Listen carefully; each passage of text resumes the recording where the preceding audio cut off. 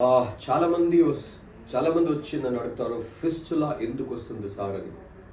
యాక్చువల్గా fistula first abscess అవుతుంది. Abscess తర్వాత అది పగిలిపోయి ఫిస్టులా అవుతుంది. లేకపోతే పేషెంట్ హాస్పిటల్కి వెళ్తారు. హాస్పిటల్లో డాక్టర్ దాన్ని ఐఎన్డి ఇన్సెషన్ అండ్ డ్రైనేజ్ చేస్తారు. చేసిన తర్వాత చీమ్ అంతా తీసేస్తారు.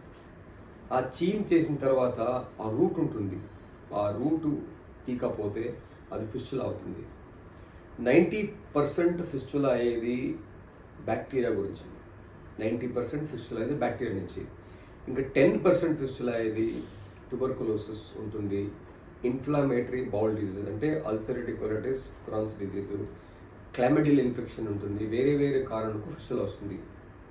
ఒక పేషెంట్ ఫిస్టులా ఎందుకు వచ్చింది అని చాలా డీప్గా మనం టెస్ట్ చేసి రూట్ కాజ్ అనాలిసిస్ చెక్ చేసి దాన్ని ట్రీట్ చేయాలి. లేకపోతే ఫిస్టులా మళ్ళా వస్తూ ఉంటుంది. ఫిస్టులా రికవర్ అవుతుంది. సో అందుకే ఫిస్టులా వస్తే మీరు దయచేసి మామూలు డాక్టర్కి వెళ్ళొద్దండి, క్వాక్స్ దగ్గరికి వెళ్ళొద్దండి. మీరు డైరెక్ట్గా స్పెషలిస్ట్ దగ్గరికి వెళ్ళి లేకపోతే స్మైల్స్కి వచ్చి ఫిస్టులా ఉంటే చూపించుకోండి. రికరెంట్ ఫిస్టులా వచ్చి చూపించుకోండి. మేము 100% రూట్ కాజ్ అనాలిసిస్ చేసి ఒక స్కాన్ చేసి కొలనోస్కోపీ చేసి మీకు ఫిస్టులా కంప్లీట్గా క్యూర్ చేస్తాము.